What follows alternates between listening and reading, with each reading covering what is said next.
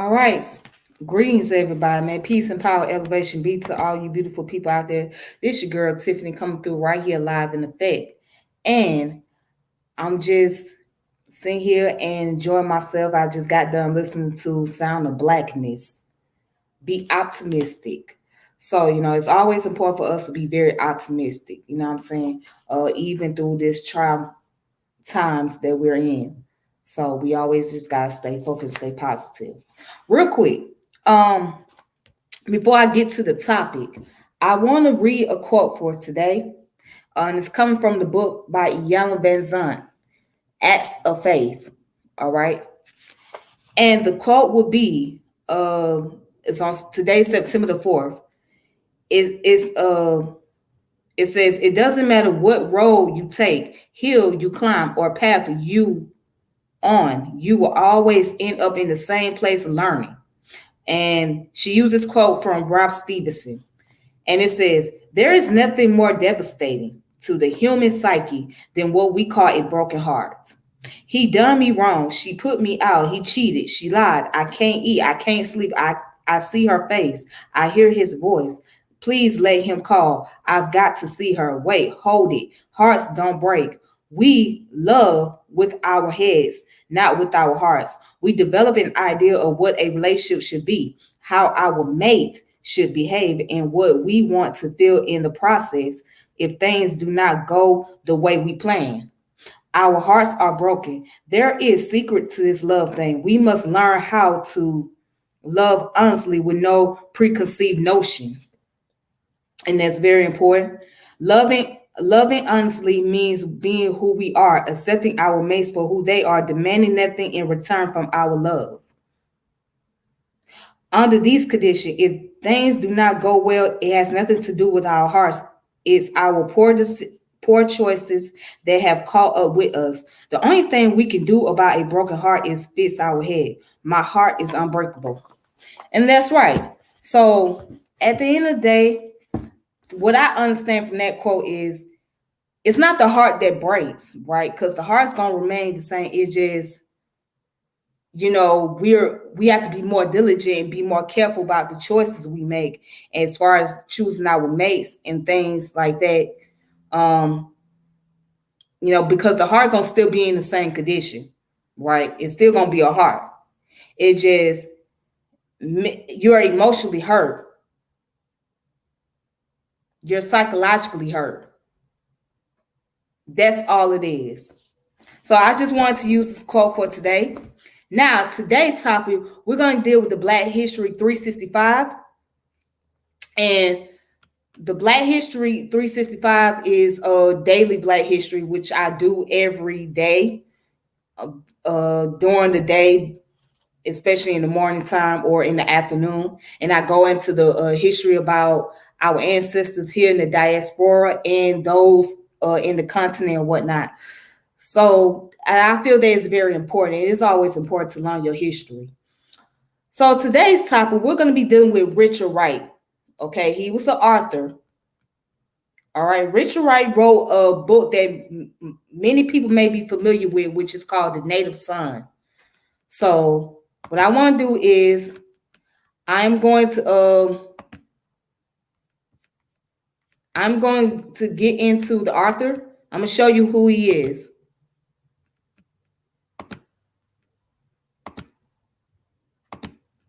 All right, give me a second, you guys. All right, so this is Richard Wright right here. This is Richard Wright. Okay. And this is the sign, a historic marker to note that this is his hometown. He was born in Natchez, Mississippi.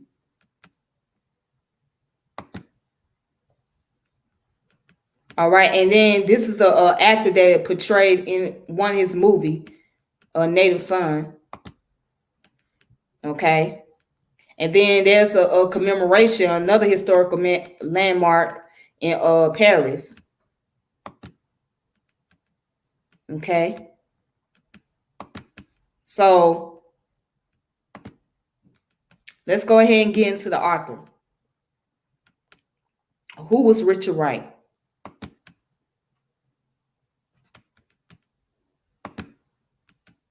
All right.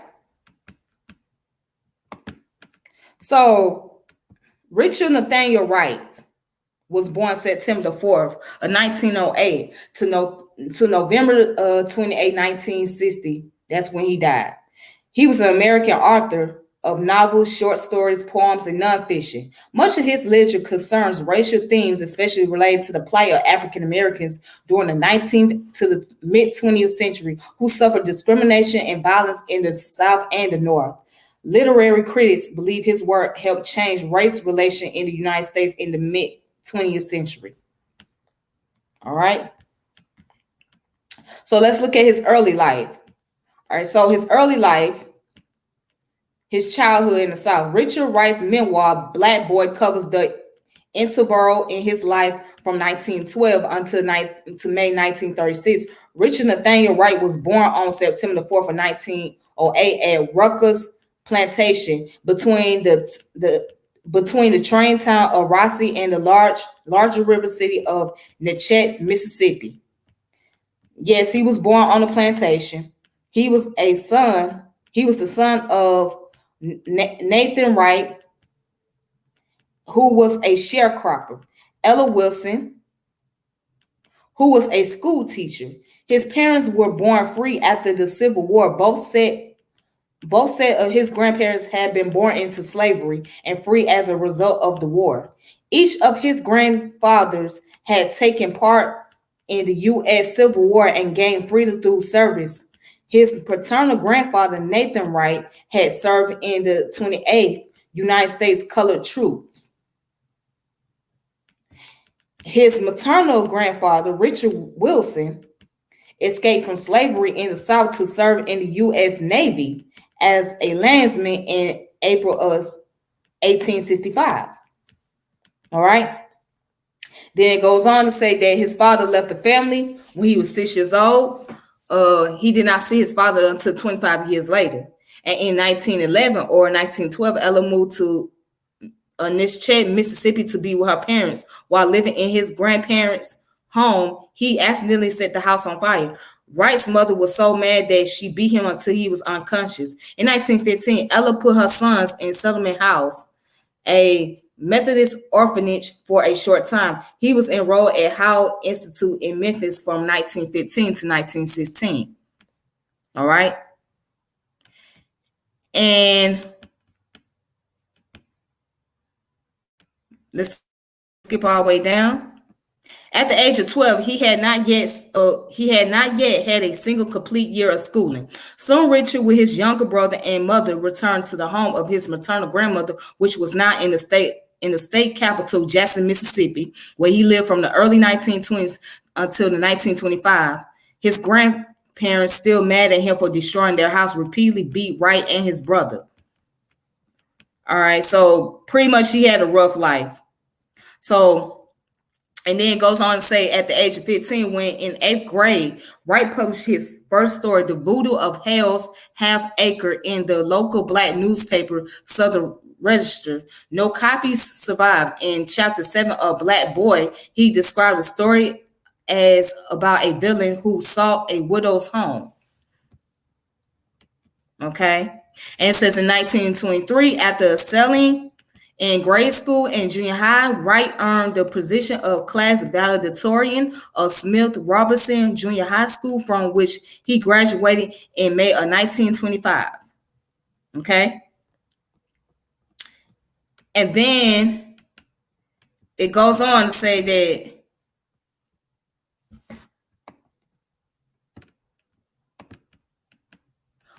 the principal threatening him suggests that Richard might not be allowed to graduate if he persists despite having passed all his examination. He also tried to entice Richard with an opportunity to become a teacher. Determined to not be called an Uncle Tom, Richard refused to deliver the principal's address written to avoid offending the white school district official. The principal put pressure on one of Richard's uncle to speak to the boy and get him to change his mind, but Richard continued to be adamant about presenting his own speech and refused to let his uncle edit it. Despite pressure from his classmate, Richard delivered his speech as he had planned. So Let's look at the speech that he wanted to give. So it says he was assigned to write a paper to be delivered at graduation in public auditorium. Later, he was called to principal office where the principal gave him a prepared speech to present in place of his own. Richard challenged the principal, saying that the people are coming to hear the students. I won't make a speech that you written. So he was determined that from that day on, he was going to write his own speech and he was going to tell his own story and not let anybody else tell it for him. All right, then it goes on to say right here.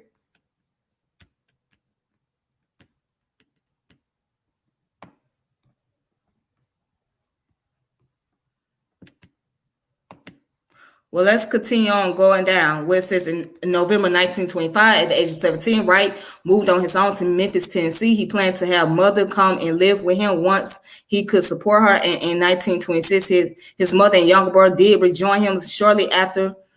Thereafter, Richard resolved to leave the Jim Crow South and go to Chicago. His family joined the Great Migration when thousands of Black left the South to seek opportunity in the more economically prosperous northern and Midwestern industrial cities. All right, so then it goes down here to say that in 1932, he began attending meetings of the John Reed Club. As the club was dominated by the Communist Party, Wright established a relationship with several party members, especially interested in the literary contests made at the meetings. Wright formally joined the Communist Party in 1933 as a revolutionary poet. He wrote numerous proletarian poems. We of the Red Leaves of Red Books, for example, the New Masses, and other left-wing periodicals. A power struggle within the Chicago chapter of the John Reed Club had led to the dissolution of the club's leadership. Wright was told he had the support of the club's party member if he was willing to join the party. So we got to remember, many African Americans, and one of these days, if I have the time to, I'm going to get into more concept about the Communist Party and why it really attracted a lot of African Americans. Because you got to remember, not only in the 30s, but also in the late 60s, going into the 70s, a lot of Black people joined the Communist Party because they thought that it was the outlet for revolution. It was the outlet or the catalyst for revolution. It was the catalyst to fight against racism, oppression. But one day I'm gonna do a topic just solely on socialism and communism and why so many Black people were attracted to those political parties and etc. All right, so let's get back to the point.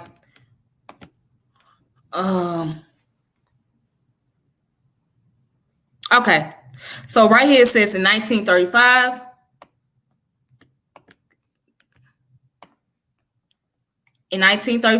Wright had completed the manuscript of his first novel, Sex Pool, which was published posthumously as Lord Today, 1963. In January 1936, his story, Big Boy Leaves Home, was accepted for publication in the New Caravan.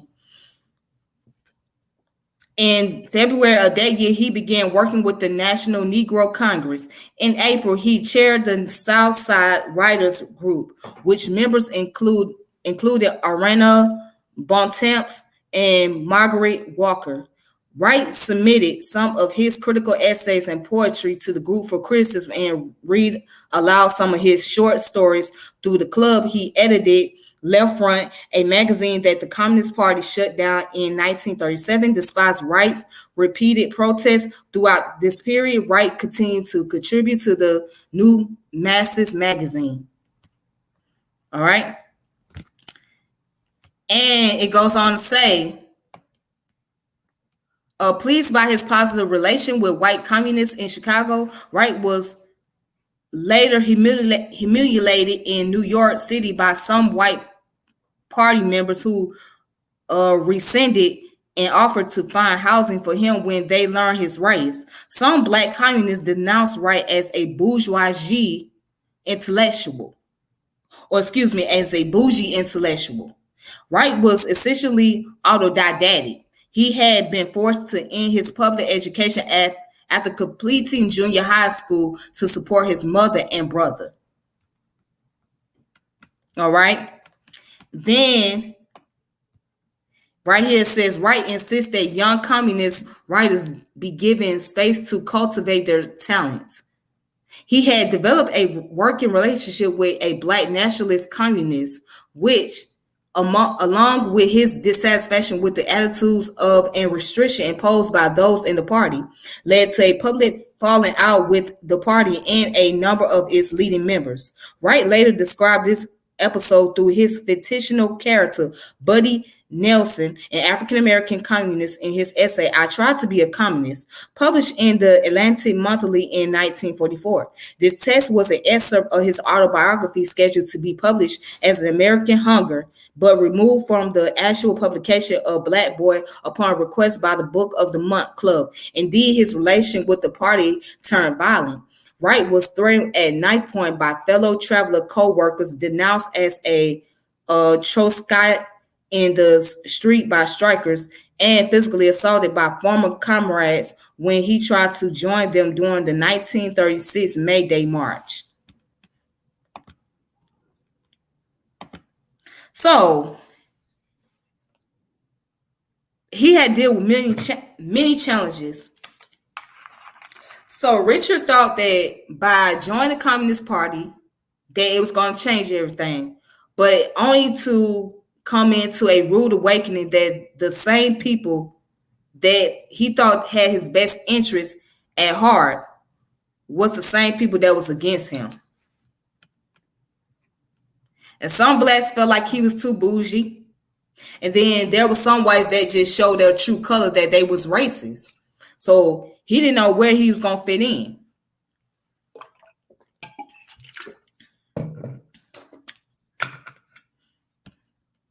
But let's continue. Hold on. There we go. All right.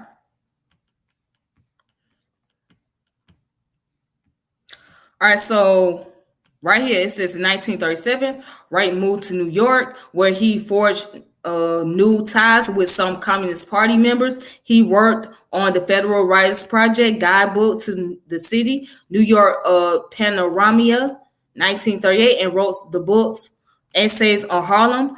Wright became the Harlem editor of the Daily Worker, a communist newspaper. Through the summer and fall, he wrote more than 200 articles for the Daily Worker and helped edit a short-lived literary magazine, New Challenge. The year was almost a landmark for Wright because he met and developed a friendship with writer Ralph Ellison that would last years. It was awarded the Story magazine first prize of $500 for his short story, Fire and Cloud. All right. Then it says Wright gained national attention for the collection of 4 short stories entitled Uncle Tom's Children, 1938. He based some stories on lynching in the Deep South. The publication and favorable reception of Uncle Tom's Children improved Wright's status with the Communist Party and enabled him to establish a reasonable degree of financial stability. He was appointed to the editorial board of New Masses.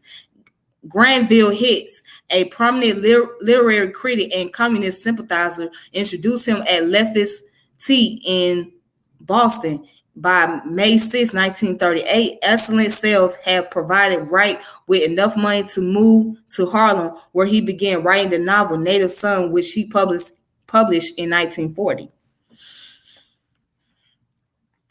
All right, so that was his first book that he published, which was The Native Son. And what's the story of Native Son about? Okay, let's check it out.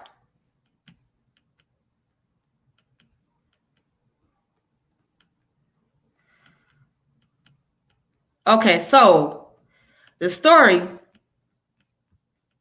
Native Son. was about 22-year-old Bigger Thomas is a young black man living in one room with his brother, Buddy, his sister of Varia, and their mother. Suddenly, a rat appears. The room turns into a maelstrom, and after a violent chase, Bigger kills the animal with an iron skillet, terrorizes his sister Varia with the dead rat. She faints, and Mrs. Thomas scolds Bigger, who hates his family because they suffer and he cannot do anything about it. So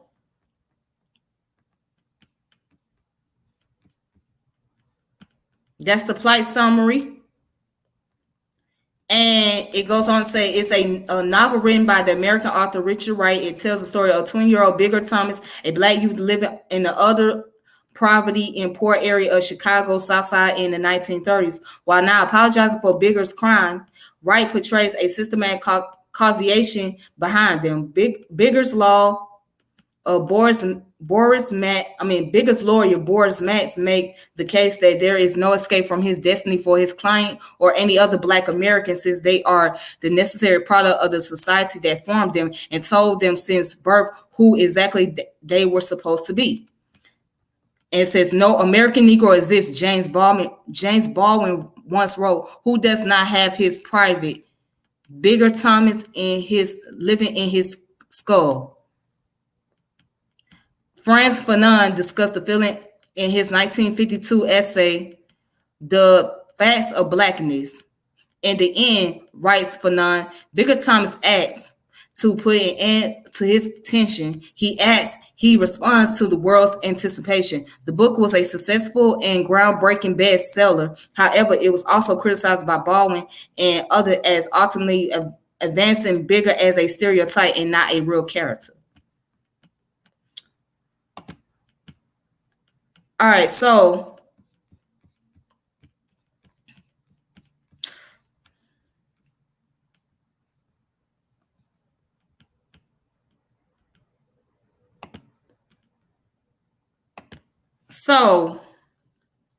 the story of Native Son was basically telling the story about a young African-American male who grew up in poverty in Chicago on the South Side, and he experienced a life of crime. He gets in trouble with the law, and his lawyer explains in the courtroom that there's a young man like him who grown up into society where he has been already labeled and has been told that this is who he is and this is who he were, and that's what he's going to be for the rest of his life.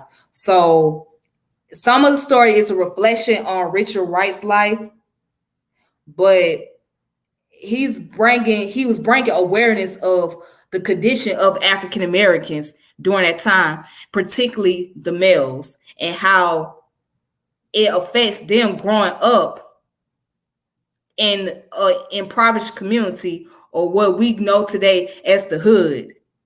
Back then they called it the ghetto, the slums. So you're trying to make a way out of something and trying to get out of your struggles. And that was the whole thing. So Richard Wright thought that he would get the attention of the masses by putting out the story about the Native Son to explain the condition and the plight of the African Americans.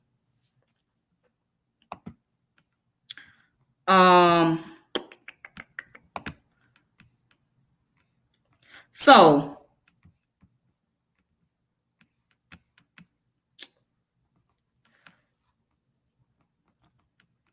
let's see. And it says, after publication, Native Son was selected by Book of the Month Club as his first book by an African-American author. It was a daring choice. The lead character, Bigger Thomas, was a person bound by a limitation that society placed on African-Americans. He gained his own agency and self-knowledge only by committing heinous acts.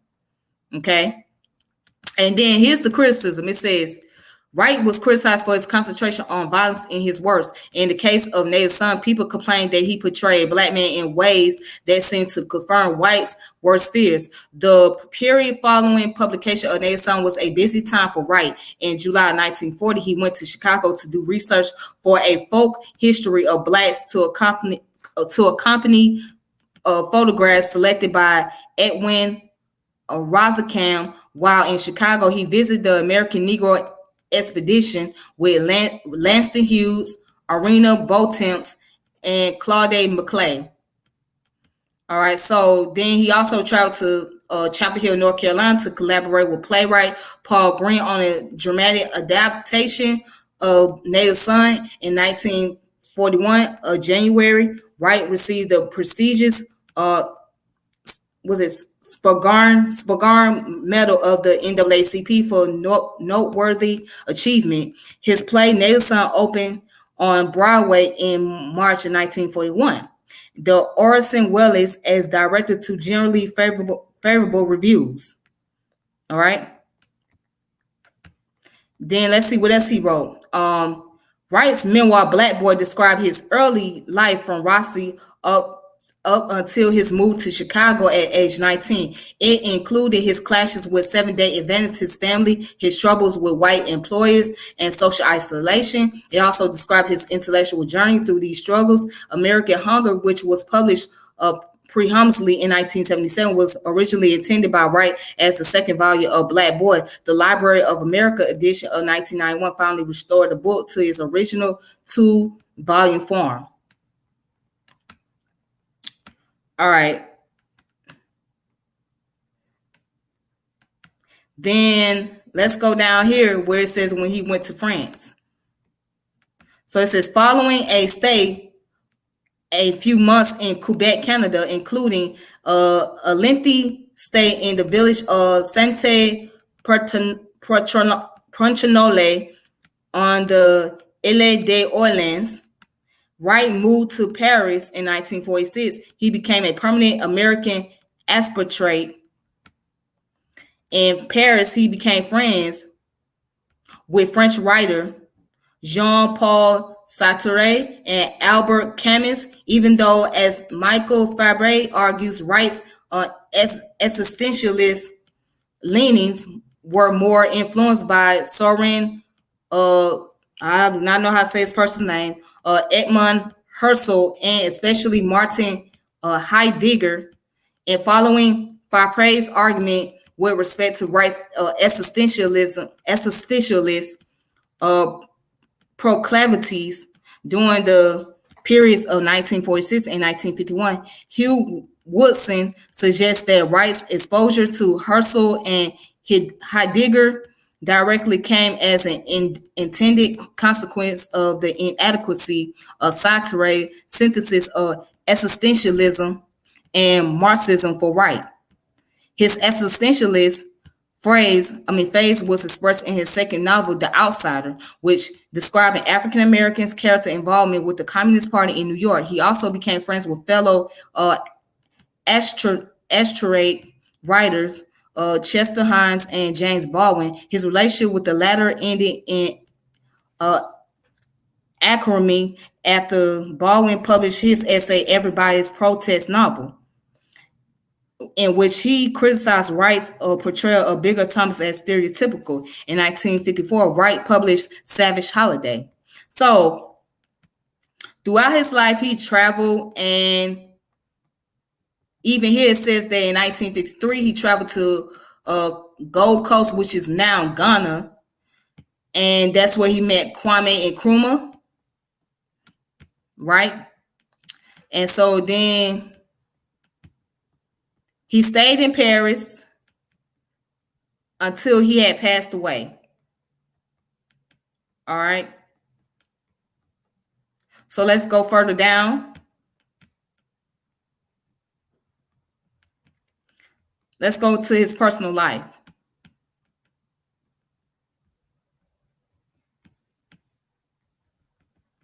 Well, okay, it says Wright's last display of explosive energy occurred on November 8, 1960, in his polemical lecture, The Situation of Black Artists and Intellectuals in the United States, delivered to students and members of the American Church in Paris. He argued that American society reduced the most militant members of the Black community to slavery whenever they wanted to question the racial status quo. He offered as proof the subversive attacks of the communists against the Native Son and the quarrels which he, James Baldwin, and other authors sought with him.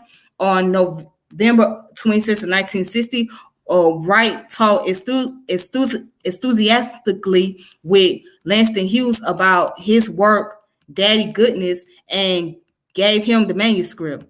He died in Paris on November 28, 1960, of a heart attack at the age of 52. He was interred in Le Père Lachaise Cemetery. Wright's daughter, Julia, has claimed that her father was murdered. Wow, that's deep. And so these are his writings. Well, no, sorry. Okay, so his personal life, 1939, with Ralph Ellison as best man. Wright married Dama Rose Madaman, a modern dance teacher of Russian Jewish ancestry. It was short-lived marriage that ended a year later. And on March 12, 1941, he married Ellen Poplar, a communist organizer from Brooklyn. They had two daughters, Julia, born in 1942, and Rachel in 1947. Okay. And so Ellen Wright, in that capacity, she sued a biographer, the poet and writer Margaret Walker, in Wright versus Warner Bros. Books Incorporation. She was a literary agent, numbering among her clients Simone de Beauvoir, Eldred Cleaver, and Violet Ledoux. All right, so let's look at the list of his works, publication. All right, so these are his publication down here. One is The Native Son, right? Uncle Tom's Children, The Man Who Was Almost a Man, The Man Who Lived Underground, The Outsider, Savage Holiday, The Long Dream, 8 Men, Lord Today, Rite of Passage, A Father's Law. And then he has some nonfiction novels such as How Bigger Was Born, 12 Million Black Voices, Black Boy, Black Power. He wrote Black Power. That's interesting. That's interesting. He wrote Black Power, but that term Black Power didn't come into play until 1966.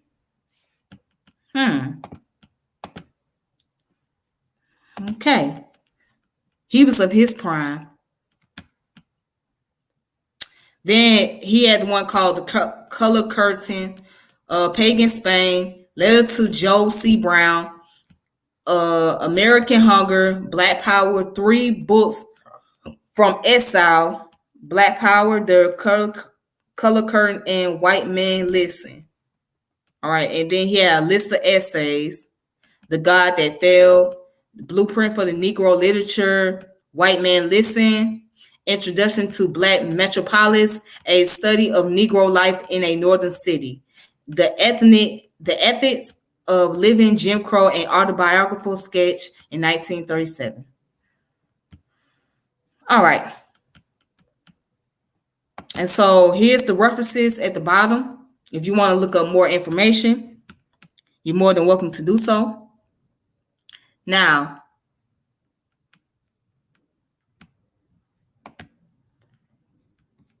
here's some sources right here. So there's some source of information that I want to present just to show you guys.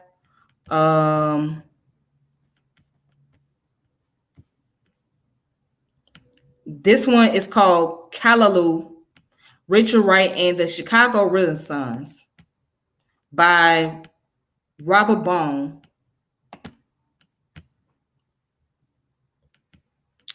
All right, so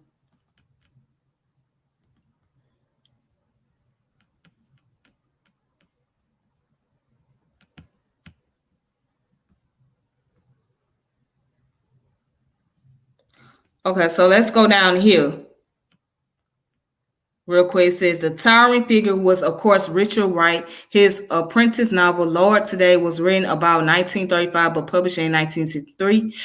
Drew on his frustration as male sorter in Chicago post office. His second novel, Native Son, 1940, based on his experience in Southside Chicago ghetto, changed the course of Negro writing in America.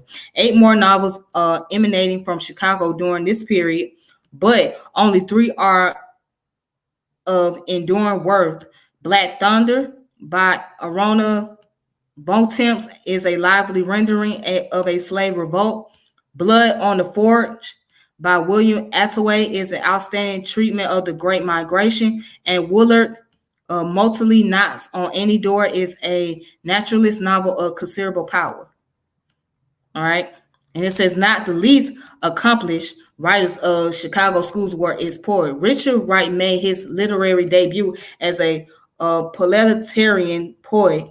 Frank Marshall Davis, a neglected figure, was the author of 4 collection, Black Man's Verse, 1935, I Am the American Negro, 1937, Through the Sepia Eyes, 1938, and 47 Street Poems, 1948. Margaret Walker launched her career in the August pages of Poetry magazine, where she appeared 3 times in the late 1930s. Her first collection, For My People, won the Yale Youngest Poet Award of 1942. Gwendolyn Brooks conferred a special distinction on Chicago. Her first book of verse, A Street in Bronzeville, appeared in 1945, followed by the Pulitzer Prize volume, Annie Allen, in 1949. All right, so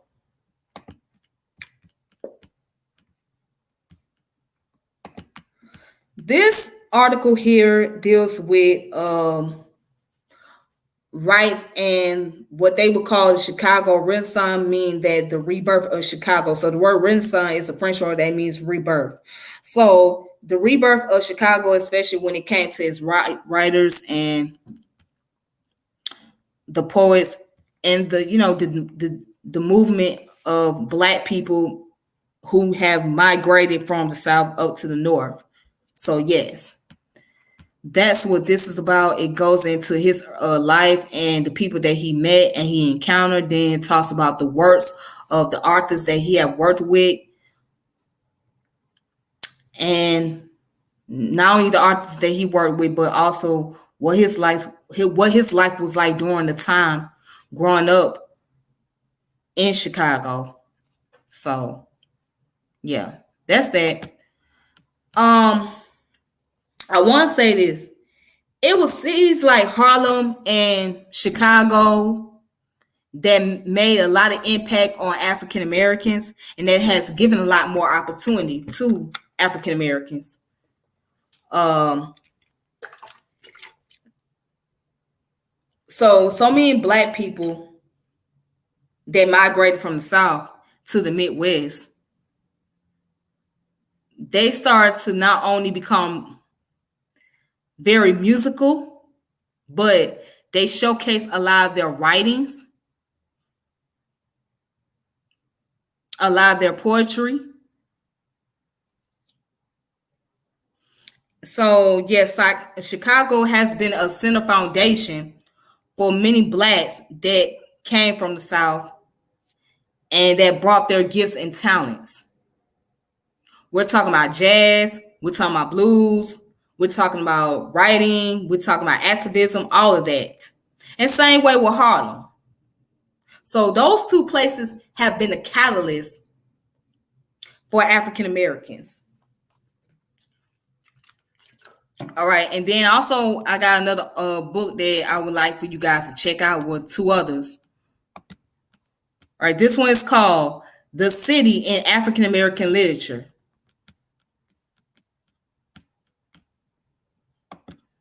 And then right down here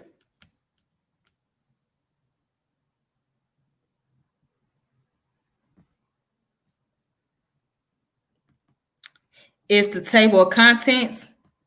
As you can see, chapter 3, The City of Richard Wright's Quest for Freedom. Then chapter 6 go on to Richard Wright's Paris. Then chapter 4 goes into No Streets Numbers in Accra. Richard Wright's African Cities. So what I'm going to look at is I'm going to take a look at the city and Richard Wright's quest for freedom.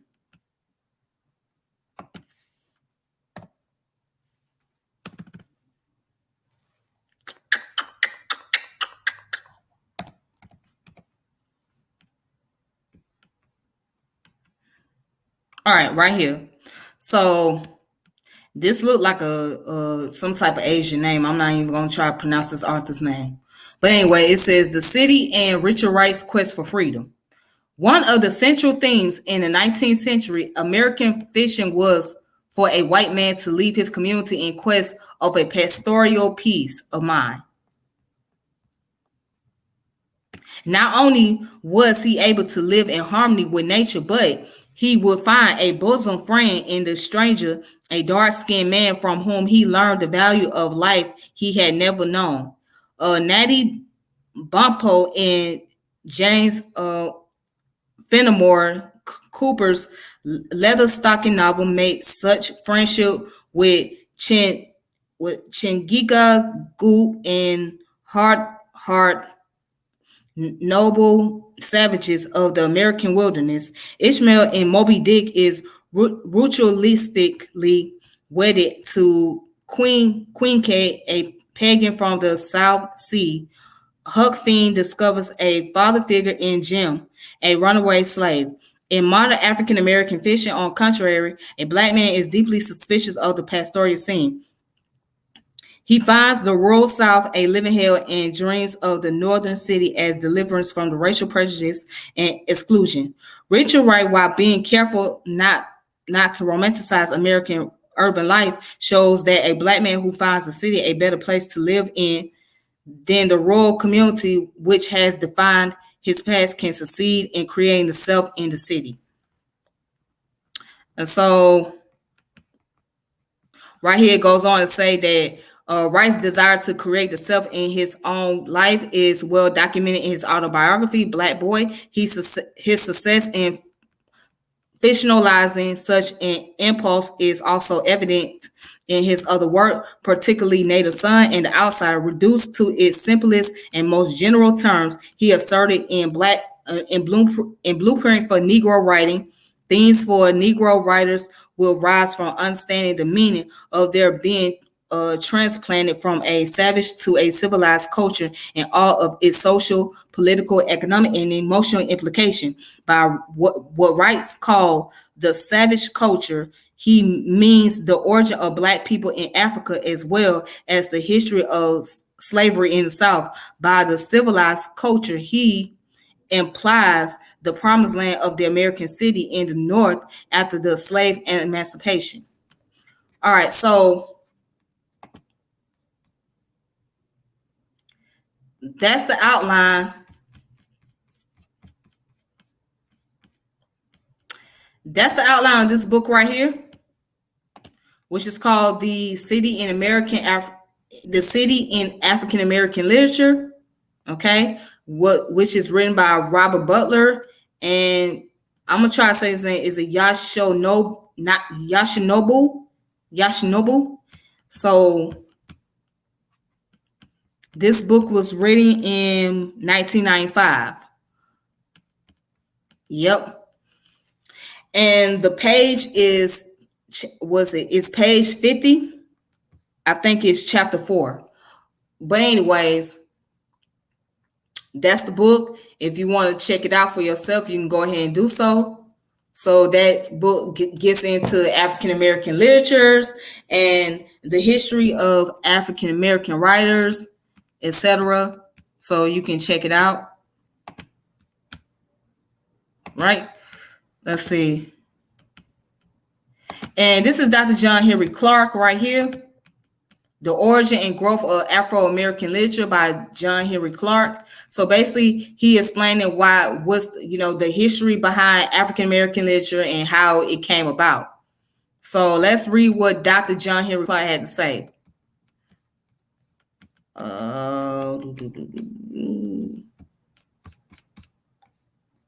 All right. So Africans were great storytellers long before their first appearance in Jamestown, Virginia in 1619.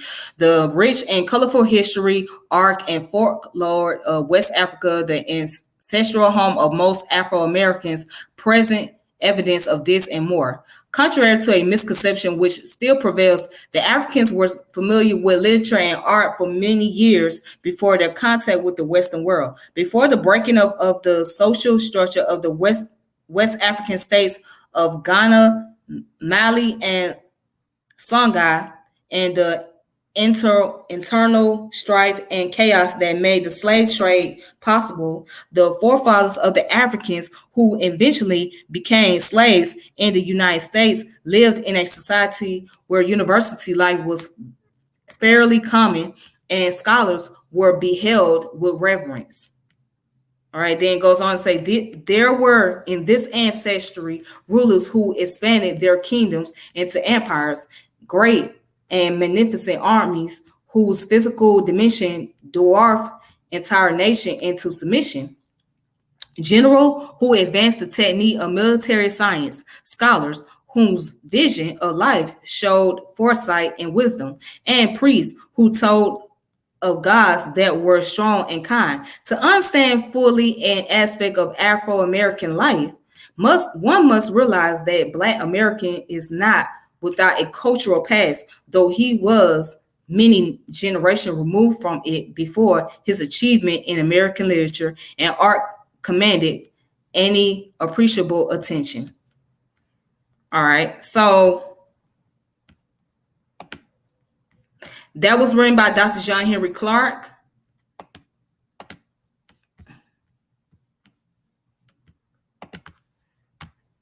And it's called The Origin and Growth of Afro-American Literature. Okay, so anyways, that concludes today's topic and video about Richard Wright. So I want to give my thoughts all together. After reading this information, it seemed like he was in his prime. He was way ahead of everybody else, while all the other authors was writing about just being oppressed or being spiritual and things of that nature. Richard Wright was speaking from a standpoint of a person who had a revolutionary mindset.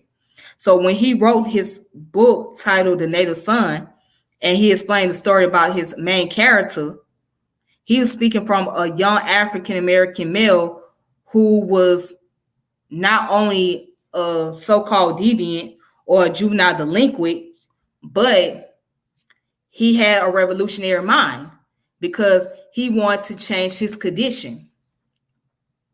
So he brought the revolutionary concept into his writings.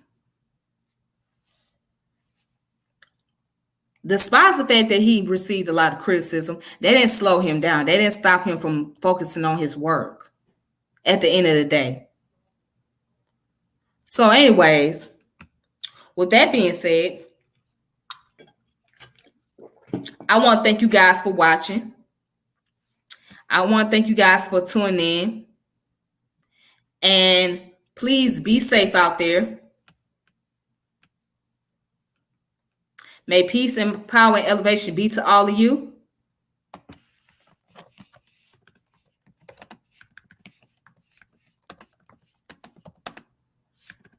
Excuse me, sorry about that. All right, may peace and power and elevation be to all of you. I want to thank you guys for tuning in.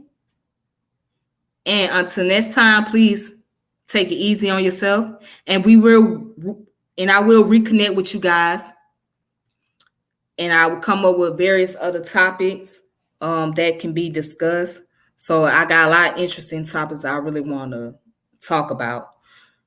So just stay tuned, all right? Until then, please be safe. All right, then.